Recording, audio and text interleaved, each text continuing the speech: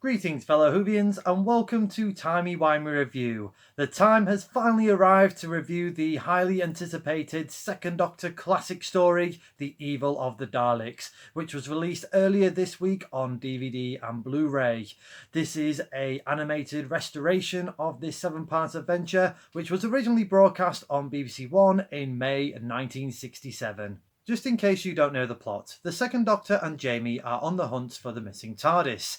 Their search leads them to an owner of an antique shop in London. This is part of a trap set out by the Daleks, who wants the Doctor to help in their experiments to become the ultimate conquerors of the universe. This is the first time that I've watched or listened to The Evil of the Daleks. Before then, I was watching some clips on YouTube or the second episode of Evil of the Daleks, which is thankfully still with us as part of the Lost in Time DVD set from BBC Archives. But this is the first time watching it from episode 1 to episode 7, and it didn't disappoint. It had some really good pacing. It had a really good story build up to that climactic ending for the season finale. Patrick Troughton and Fraser Hines are on fine form as always. I do like the dynamic between the Second Doctor and Jamie, particularly in this story, where Jamie is not fully trusting the Doctor and what his motives are. So there is quite a bit of tension going on towards the end of this story, which I do like. This is a good set of characters with a great cast to go with it. We had appearances of Bridget Forsyth and Windsor Davis, who went on to become TV legends in their own right. However, I was really impressed with Marius Goring as Maxtable.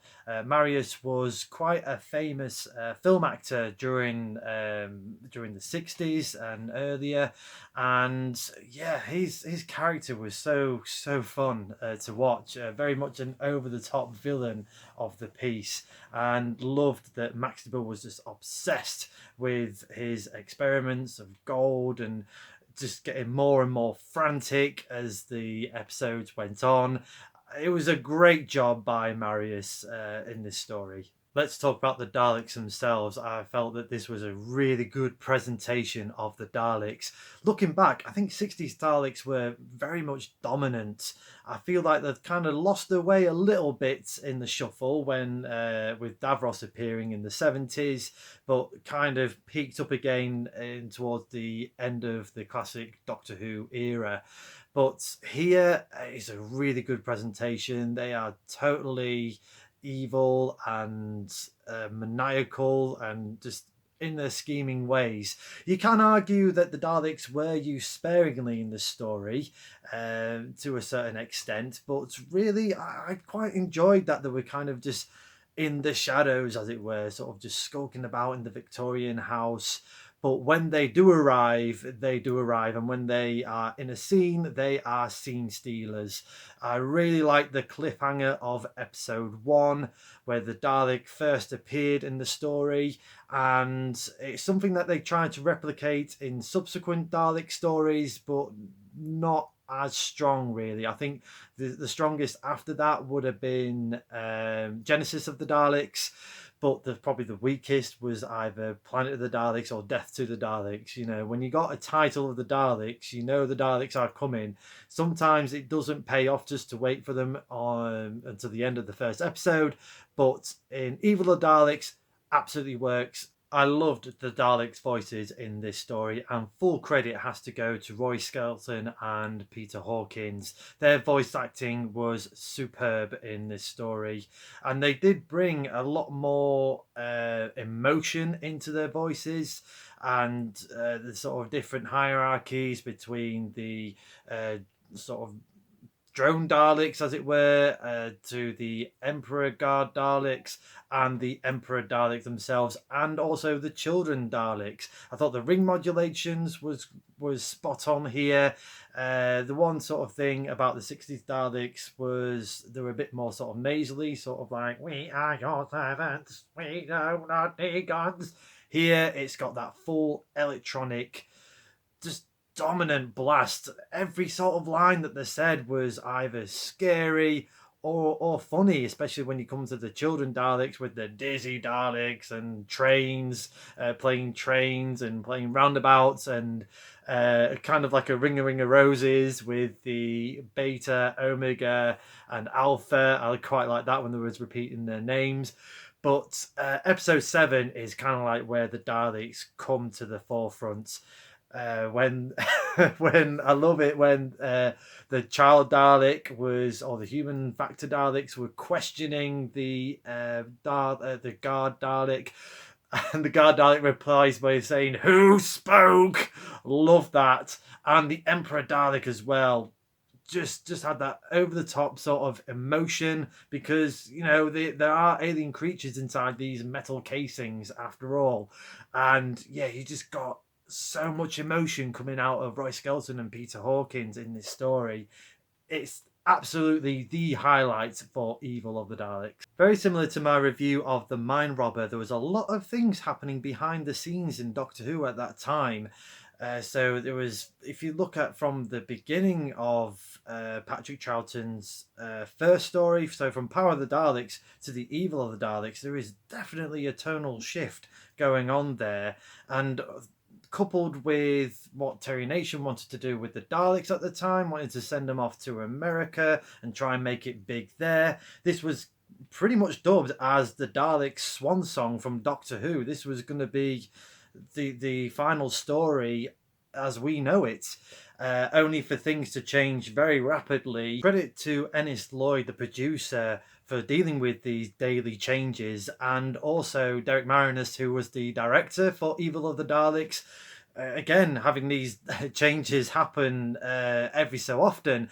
So, if you didn't know, Derek got the call. It was at the final hour that they were going to blow up all these Daleks, and then he got the call from the producer, I think at the time, to say, "Don't blow up the Daleks.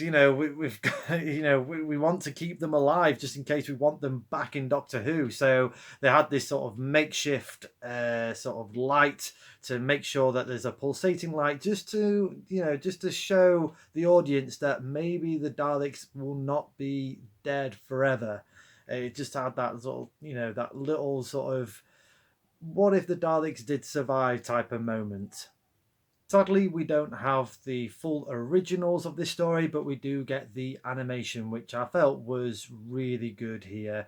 They're definitely sort of picking it up from, let's say, when they started with the invasion. I think the animation's getting better and better, and I liked the mixture of 2D animation and the 3D animation with the Daleks moving around and going through doors. It is just of high quality. I was going to originally look at the black and white versions, but just curiosity got the better of me, and I sat and watched the colour versions of this story, which I did like, to be fair, and I loved the colour intro and a bit more of an animated intro of the Doctor's face. So it's nice just to have that version, really, when doing these animated stories. It's nice to have the option of watching either a colour version or black and white version from the Blu-ray copies. I'm not quite sure if you get that option on the DVDs.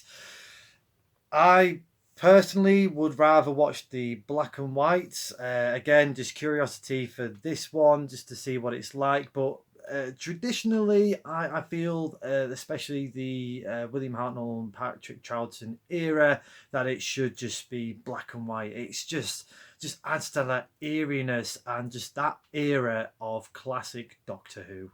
Couple of minor nitpicks for Evil of the Daleks. Well, the introduction of Victoria. She's not really got much to do in this story. She is pretty much the damsel in distress. And just for an introduction to a new companion, it's not the strongest. You can probably argue which one was the weaker between the two, between Victoria and Mel's introduction to the Sixth Doctor in the Trial of the Time Lord. The other nitpick, sadly, is Kemmel. Nothing against the actor at all, but it's more the characterization. Very similar to what we see in the next story, The Tomb of the Cybermen, with Toberman. Not to take this light-hearted at all, but the characterizations are very outdated, to say the least. However, I am going to give The Evil of the Daleks a Tardis rating of 8.5 out of 10. This is, on a whole, a great story, fantastic acting, fantastic characters. The Daleks are brilliant in this. If this was going to be their final swan song, I think this would have been a really good one to end on. The voices and characterizations was spot on, and through this story, really, you can see a bit of a shaping of Doctor Who for the future. Especially with like Sylvester McCoy's interpretation of the Seventh Doctor, you kind of get the inspirations here from the Second Doctor, especially in terms of the manipulation. Especially with you see the Second Doctor interacting with the Dalek Emperor in a bit of a one-upmanship of their sort of master plan, a bit of a sort of moving the chess pieces for both of these, the hero and the villain. And obviously you see that from the season 1 finale of modern Doctor Who with the return of the Dalek Emperor, and just seeing like the Daleks in the background with the black dome. So you got the resurrection of the Dalek Emperor guards as well. The animation is great. I feel that you wouldn't be disappointed with the animation for this story. It gave it some extra points for me in the rating for this review. The animators took some liberties in terms of their presentation in a nice way, especially like with the bell counter that you see, very much reminiscent to the Dalek Invasion of Earth movie. And just the presentation of the story itself, where you just saw the end of the Daleks explosions and things like that. I wouldn't say it's like an absolute piece by piece replica, but I felt that it was very respectful and faithful to the story as a whole. I'll quickly mention the Steelbook Blu-ray. I was originally going to go for just the standard Blu-ray, but I thought it would go quite well with the Power of the Daleks that I got a few years ago. And yeah, I thought it looks really nice. It had some really good extras on here. The making of is fantastic. Definitely worth a watch. And the production notes that you get inside there is definitely well worth a read. It is quite pricey. You know, you're getting up to nearly £30 on Amazon. But as a special treat, I thought it was worth it. Let me know in the comments below your thoughts on Evil of the Daleks. Is it one of your favourite stories of all time? I'm certainly going to have to think about my top 5 Dalek review and where I would put that if I was to revisit that top 5 list in the future. And also let me know, which version did you watch? If you got it on Blu-ray, did you go for the black and white version, or was you curious like me and went for the colour version? Next time on Timey Wimey Review, in tribute to the late John Challis, I will be reviewing the classic 4th Doctor story, The Seeds of Doom. Until then, thank you very much for watching. I hope you enjoyed this review. Please like the video, share the video and subscribe to the channel. And as a good doctor once said, the end. The final end.